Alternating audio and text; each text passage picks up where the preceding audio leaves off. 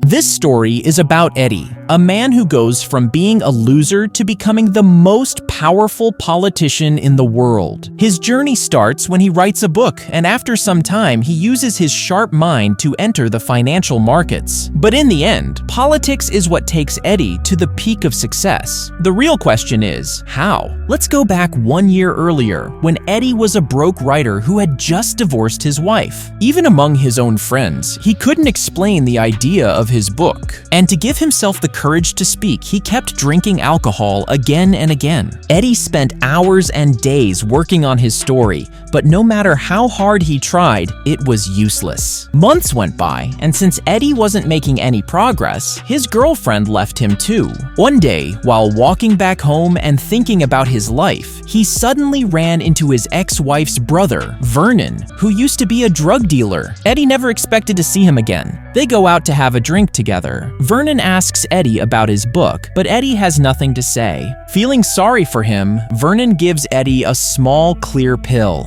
Eddie has no interest in taking drugs, but Vernon tells him that this pill costs $800 and will hit the market. Before leaving, Vernon gives Eddie his contact card. When Eddie arrives at his apartment, he sees the pill again and decides to swallow it. On the staircase, he runs into his landlady, who starts yelling at him for not paying the rent. Eddie hates this moment. He feels dizzy and sick, but suddenly he starts to feel the effect of the pill. It turns him into a sharp, intelligent man. Just by noticing a corner of a book in his neighbor's bag, he realizes she goes to law school. And then Eddie helps her a lot with writing her law paper. When Eddie walks into his apartment, he looks around, and the first thing he does is clean his place. Then he sits down to work on his story, and to his surprise, his mind is full of ideas. In just 6 hours, he writes 180 pages of an amazing story. But the next morning, when he wakes up, the smart Eddie is gone. The only thing left from the pill is the 180 pages he wrote. Eddie asks a publisher to read his story and then leaves. When he gets back home, he finds 3 messages from the publisher, all eager to set up a meeting with him. But Eddie has a problem.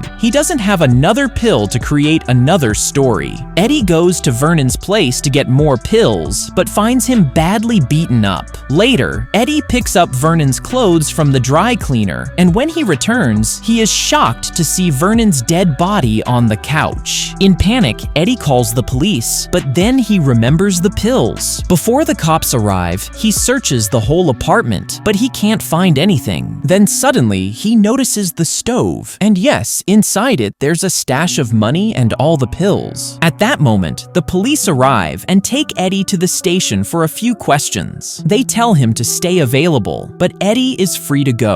Now, Eddie has a lot of Vernon's money, and even better, a stash of pills that make him smart and powerful. What Eddie is experiencing is incredible. The first thing he does is finish his book. On top of that, math calculations become easy for him, and by winning in gambling, he makes a lot of new money. He was smart, so connecting with people wasn't hard for him. He could easily analyze political and economic theories, and through this, he made new friends. Eddie found his place among the powerful people in the country and started expanding his influence. Then a new idea came to his mind: the financial markets. He started in smaller markets and turned the remaining $800 from Vernon's money into a $2,000 profit. To make even more money, Eddie borrowed $100,000 from a loan shark. Then he began working in a stock trading office. He doubled his dose of the pill, which doubled his learning speed.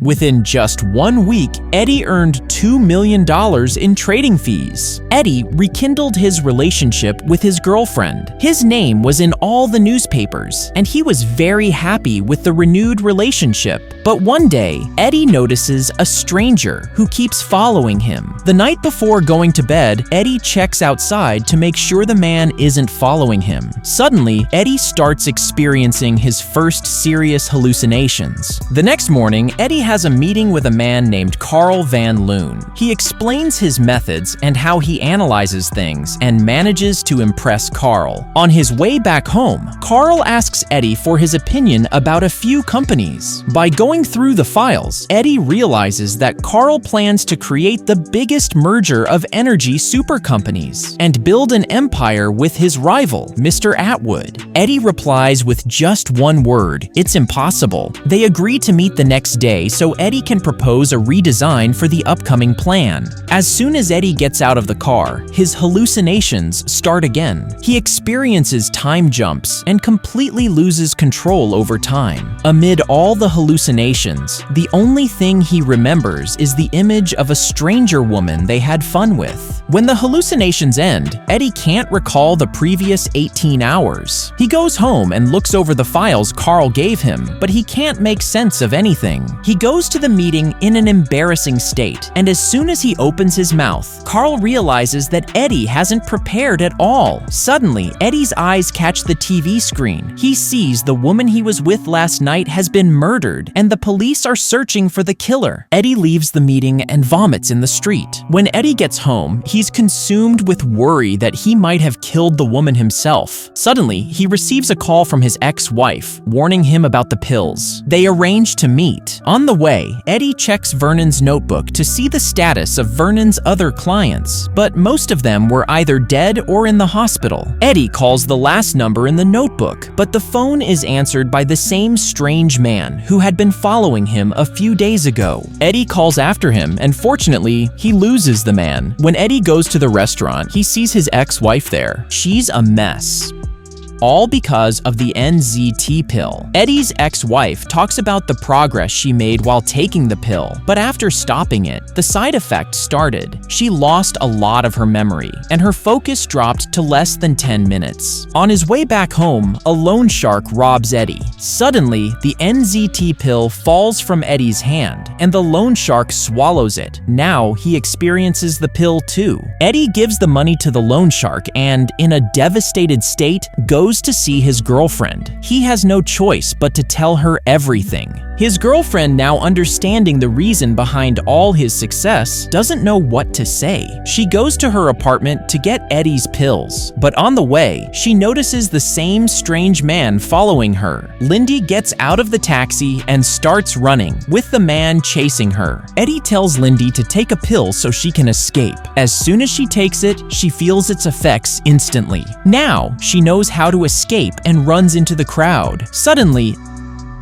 Lindy gives a pill to Eddie, and after taking it, he returns to his smart, sharp self. Lindy is worried about Eddie, and he promises her that he'll soon stop taking the pills. Lindy leaves the house, and as Eddie watches her from the window, he suddenly sees the loan shark. The loan shark, having lost the effects of the pills, wants more. Eddie has no choice but to give him a few pills, but to prevent trouble, he hires 2 bodyguards. Eddie sends his plans to Carl, and their collaboration starts again. He also sets up a lab with a chemistry prodigy to make NZT pills for himself. Everything is back on track until the police start questioning Eddie about the woman's death. To get out of this situation, Eddie hires the most dangerous lawyer in New York and temporarily escapes the trouble. Eddie is working on merging 2 energy super companies when he suddenly notices that Hank Atwood is acting strangely. When Eddie returns home, he finds his entire apartment trashed. It's clear the loan shark was looking for the pills, so Eddie buys a safe house with lots of security systems. The next morning, the loan shark shows up again and threatens Eddie, demanding the pills. The day of the contract signing arrives, but Atwood doesn't show up at the table. Mrs. Atwood comes and says that her husband isn't feeling well. When Eddie sees her off, he notices the same strange man.